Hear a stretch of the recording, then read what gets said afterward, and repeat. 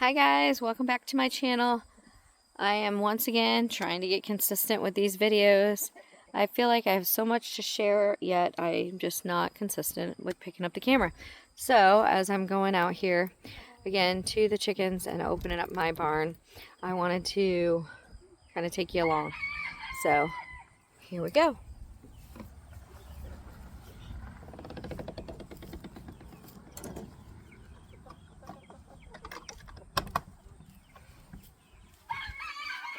It's a good thing we don't have smell-o-vision because they don't always smell yummy, but like fried chicken. No, these chickens do not smell like fried chicken. Back up, girls. Alright, so we're going to come over here first, and I'm going to look and see how many eggs they've laid for me. Just one? One, ladies? One. I will tell you that these little false eggs, I put them in their nesting boxes, and they actually started laying up there for a little while. Well, now we're back out here in the corner.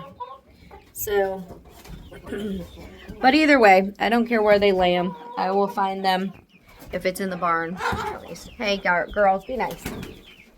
And you guys all come in here because you just wanted to see me or what? All right. So I'm going to give them feed, which is really what they're in here for, is because their feed thing is getting low. So they want some feed. Put this, stay in there, Henrietta. All right, so I'm going to put her egg up here for now. And then I'll get them a couple scoops of their feed. We give them a lot of scraps. They get a lot of peelings, you know, carrot peels. If we have watermelon, they get the rinds. If we have corn on the cob, then they get that, you know, things like that. They get whatever we have, basically. But we do give them feed also. Okay, I haven't done anything yet. They're all looking at it like I've already put it in there. Alright, and I'll go ahead and put a couple of scoops in there. Watch out, Henry. And so I always got to keep this locked. And it's up high enough where my boys won't be getting to it, at least until I can trust them in there. You girls, my babies, keep doing this. But they're not getting stuck, so it's fine. It's just, man, I look at them and I'm like, what are you guys doing over there? And they're trying to get to me, I guess, but it's not the best way to do it. Guess I'm not showing you guys enough love, huh? So I'll try to put a couple of scoops in there. Actually, I'm going to give them an extra scoop today just because I know my babies are also, I say the babies, they're awfully big now, but they're also eating it. They're no longer on starter feed, so we grow our own mealworms, so they get mealworms sometimes when I remember to give it to them. Otherwise, our bearded dragon gets them. Because he also likes, whatever, likes them. And go ahead and put this back.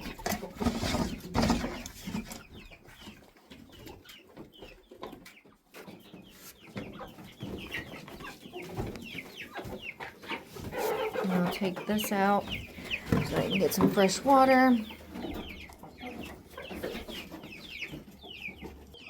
Yeah, so as for the door, the other day was actually one of the good excuses to reiterate to my kids, my girls mainly because they're older, 8 and 12.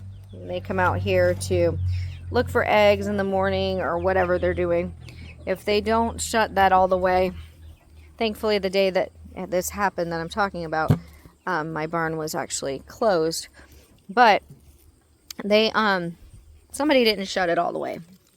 Everybody says it wasn't them, of course, so who knows.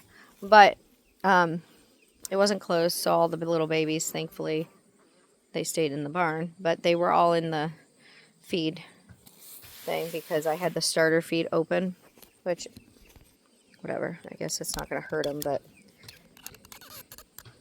you know. But anyways, I'm going to clean this water dish out and then refill it and bring it back in there and then fill out their outside waters. So literally, my rags are my friends. We use rags all the time. I literally get them from Harbor Freight just because it seems to be the cheapest place I can find them, and I just go through them. I use them for everything. But, you know, chicken poop. If I don't have gloves on, even if I have gloves on, sometimes it's on my arms or whatever. It's not just chicken poop, it's water. It's whatever. Feed, if I'm giving them scraps, sometimes I get scraps on me. I'm not sure how this video and the other video, sorry, has been separated. Alright, so I've got 2 in here waterers, inside waterers that I put out for all of them, and then they have several big waterers outside. So I'm going to put these inside there. Alright, ladies, look out. I'm going to put one on this side. So before anybody comes for me, even their feed, okay, I don't, everybody does things differently on their homesteads, and I don't think that there's necessarily a wrong way. So what I'm saying is, for me, they get enough feed, they get enough water. I clean their barn out often, and like I said, I'm out here multiple times a day, by choice, mostly. But if they get it back in there, girls. See, now they're wanting to come back out here because they've been out here and they know full rains on these. So at this point in time, this is the feed from Rural King. I just did this. I don't know that it's I mean, it's definitely not like the most organic or anything like that, but that's what we give them at this point in time. The starter feed was just basically the same thing from Rural King. I actually saved my dog food bags and my feed bags because in the past, our chicken coop, well, first off, you can use those chicken feed bags for anything, but you can also, if I want to cover part of their run, if the winter's getting a little crazy, whatever, I will use their chicken feed bags. Now on the other run, it was a little bit different, and this year is our first year with this run. But I'm sure if I wanted to, you know, if say the wind is always blowing on one side, if I find that, you know, they're staying away from one area or whatever, then I'll probably do like that side or something, but I'm not too worried about it at this point. The hose comes all the way in, which is really nice. I've never had an issue. I'm going to clean this out a little bit too. See, I go through, obviously every single time I don't clean their water, but it seems like every other time or whatever. And then I just put it on jet setting and just go for it. Because, I mean, really, they're eating and drinking. I don't know if you can hear me. Eating and drinking out of the mud anyways. They eat bugs, whatever. They don't care if there's a little bit of dirt in their water. They're just happy that they got water. So, I don't necessarily... Yes, I've seen my pants get my hands wiping on them a lot too. But I don't think that it matters a whole lot. Some people have really clean chickens, I guess. I don't know. Let me pull this hose in a little bit further. Alright. So, then I just put it on soaker because that seems to not splatter as much. Alright. Water in this one. And it's nice sometimes I get help from the boys or the girls sometimes. My little boys love doing this stuff. Why are we not? Um,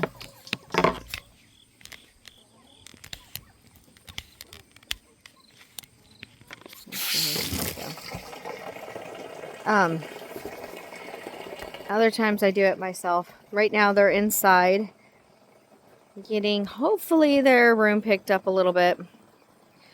I'm not overly strict on their rooms being like extra clean either, because they play in there all the time. So, but they definitely need to have a path so that I can get to them at night. At nighttime we try to straighten it up a little bit more, but I told them today they need to have a path to their bed so that they can have me come up and say goodnight to them. Our bedtime routine, this is not all about chickens, I guess I'm talking about parenting too. Our bedtime routine has changed multiple times. We're still looking for the best one that works for us, because at this point, we put our boys to bed. Okay, we have for any of you who are brand new here, I guess we're considered a large family. So, that being said, 3 of our kids have already moved out, got married. 2 of them, well, one of them has my granddaughter, and then my next one has my grandson coming soon, actually. She doesn't have very many more months left. So, hopefully around Christmas, a little bit after Christmas maybe. And so we'll have 2 grandkids then.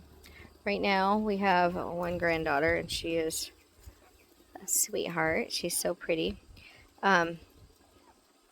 Obviously we don't see them every day, our older 3, but our other 5 still live at home, and we have a 12-year-old, an 8-year-old, a 5-year-old, a 3-year-old, and a 1-year-old, and the last 3 are the boys. My second one was also a boy, but he's older. So we had girl, boy, girl, had a 10-year gap. Girl, boy, girl, 10-year gap. Then a girl, then we had a loss. We had a miscarriage in there, and then we had another girl, and then we had 3 boys. So my last one, I was 44 when I had him, and he's just over a year now. So nothing major to say about that, to be honest, because I mean, other than being more tired, I don't really see it as a disadvantage on age wise, which, other than being tired. So I mean, obviously, if anything, we've learned from our first round to our second round of kids, to pick our battles, and that life goes really fast. So, not that I'm here to preach on that, but I'm just saying, our last 3 are boys, and it can be quite the adventures daily. So we obviously have lots of toys in our house, and I've never ever, and I'll probably never be one that has no toys in the house, honestly, we've always had toys in basically every single room. But I am getting more and more like frustrated with some of the clutter. So I mean, I'm not going to be saying, oh, I'm going to be, minimal or something. I'm definitely not going to be that. But my girls, they're a little more pretty than I am. There's nothing in there, girly. Her name is Oreo. Not that we name our chickens, because we really don't. But this one, we just, I don't know, the kids named her Oreo. I mean, you can see why, I guess. Although, this is a double stuffed, because a lot more white than you got dark, but she got black and white, so she's Oreo. I guess I could have went with milking cow or anything like that too, but so but anyway, so our boys, I know, I don't know if you guys can keep up with me in these videos, let me know, because I feel like I jump around a lot. I know I jump around a lot. I just go from one task to another too. But our boys' bedtime routine at this point, they go to bed at 7. They don't go to sleep right away. I mean, they don't. We know that. We're trying to figure out different ways, but I think that they need to go to bed at 7. For one, they like to be in their room before it gets dark. So I like putting them to bed at 7 because then it gives the girls time to do their evening chores. They have obviously more chores than the boys. And then my girls, my 8-year-old aims to go to bed at 8. And then my 12-year-old at this point is supposed to aim for 8:30. It doesn't always happen, but that's what we aim for. And I know some people probably think that's super early, but to be honest, my husband and I, if we can get to bed by 9, we are loving it, or even by 10. We all get up pretty early in the morning, so I mean, if the day's going to start out early, we might as well get our rest. It's a huge thing that I think people underestimate, and I think that people with all the energy drinks and this and that, they and you don't have to take any of this. I'm not a doctor, I'm not nothing, but I just think that sometimes that when we're pushing our bodies, the bodies that the Lord created for us, I don't know that He meant for us to go the way some people go. And what I mean by that is when you are supplementing your energy because you're choosing to stay up until 2 o'clock to watch TV or whatever, which is probably just junk anyways. But if you're just staying up late to watch TV, which sometimes I get. I mean, my husband and I like to watch a show or whatever in the evenings sometimes too. But sometimes we just scroll, sometimes we just whatever. And I get it. We need it out somehow, like, okay, it's non-brain use, But if you're choosing to stay up really late and then you're running on fumes the next day, it just kind of seems like a backward system. I don't know. I mean, I could be wrong. Maybe that's what I'm doing wrong. I'm still tired a lot too, but I still also like to get my sleep. I feel like there's 2 things that I can't go without, and that's sleep and food, because we need gasoline for our cars, which is our bodies. We can't move too much if we don't have the right needs. So, all right, all their waterers are about done. That's kind of the key. That's like the main needs, I think, other than, obviously they get lots of... I actually like to wet their ground down sometimes if it hasn't been raining for a while. Besides the fact that it'll help their feet, it'll also give them... We move the logs around, we, whatever. And so the bugs will live, pop to the surface if there's wetness. Any wetness, and I try to leave some of the weeds so that they can have places for shades, and I don't know. We do the best that we can. I think that's what a homestead is all about. We do what we can, and then learn from... Oh, sorry, just had to kill a tick, which is funny because usually I don't see them. I don't really see ticks. Once in a while we go through like oh, there's some ticks. But anyways, everybody does things different is my point. And so their main things that they need, just like us, is food and water. And if you... stuck back here.